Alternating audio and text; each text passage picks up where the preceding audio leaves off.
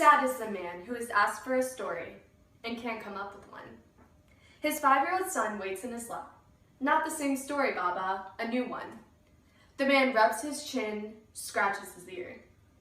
In a room full of books and a world full of stories, he can recall not one, and soon, he thinks, the boy will give up on his father. Already, the man lives far ahead, he sees, the day the boy will go. Don't go. Hear the alligator story, the angel story once more. You love the spider story. You laugh at the spider. Let me tell it. But the boy is packing his shirts. He's looking for his keys. Are you a god? The man screams, that I sit mute before you? Am I a god that I should never disappoint?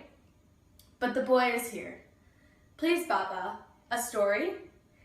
It is an emotional rather than logical equation, an earthly rather than heavenly one, which posits that a boy's supplications and a father's love add up to silence. Hi, okay, so this is the poem A Story. It's kind of a sad, I'm trying to set the camera up, sorry. It's kind of a sadder poem. It makes you reflect a little bit more. So I'm going to start by saying that the man, Baba, and the father, they're all the same person. They're the narrator. So he's the man when he's asked for a story, when it's speaking in third person.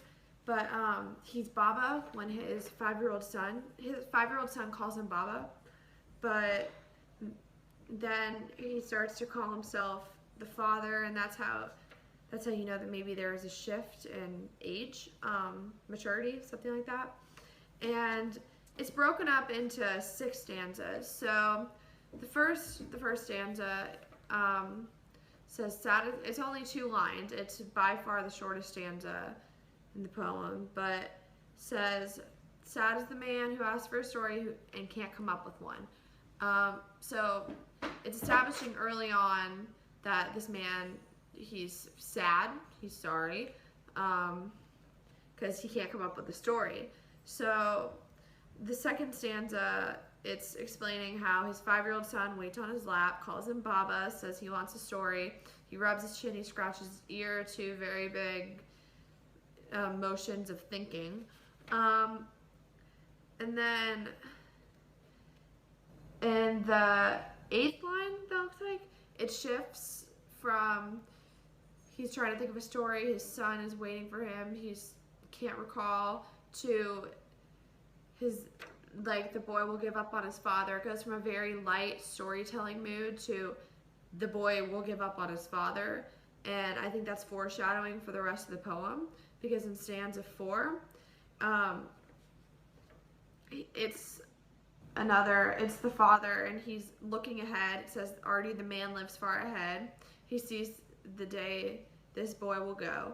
So he's in this moment, he's trying to think of a story, and already he lives far ahead. He's seeing where his son is gonna fly the coop and leave him, and he won't have this time again. And in the italics, and I think it's important that these lines are in italics, but it's saying, like, don't go, hear the alligator story, hear this story, let me tell this story. It's almost like it's the contrast between his son begging him for a story and him begging his son to be told a story. And then there's a very big shift in age from the 4th and the 5th paragraph. It's a big shift in time. Paragraph, it's a stanza. From the 4th and the 5th stanza, it's a big shift in time, because it goes from this 5-year-old son to the boy is packing his shirts, he's looking for his keys. So we know that if he has keys, he's old enough, he's packing, he's leaving. He is an adult now, a young adult. He's getting ready to leave. And we know that the father feels frustrated, says, are you a god? The man screams. The screaming, it feels frustrated. It almost makes me picture a man screaming to an empty room, to a brick wall. And you can just feel his sorrow, his frustration. He doesn't want to see his boy grow up and leave. And then it comes around full circle in the next stanza, in the 6th one, the final one. And it says, "But the boy is here. Please, Baba, a story." So when the poet said, "Please, Baba, a story," when he used the word Baba, he only uses the word Baba twice, and both times it's when the 5-year-old son is asking for a story. So when the father is called Baba, we know it's the child. It's the child asking him. And even though his son is an adult now, he's thinking about when he was a child and he wanted a story. And then the last 2 lines say, "A boy's supplications and a father's love add up to silence." So I think that really sums up the whole poem and the whole bittersweet experience of moving away. He was silent because he couldn't think of a story to tell his son, and he loved him very much, but he couldn't think of a story. And now his son is leaving, and like you can still almost feel the silence through the poem. So it sets a really nostalgic tone, and yeah, I mean that's pretty much it.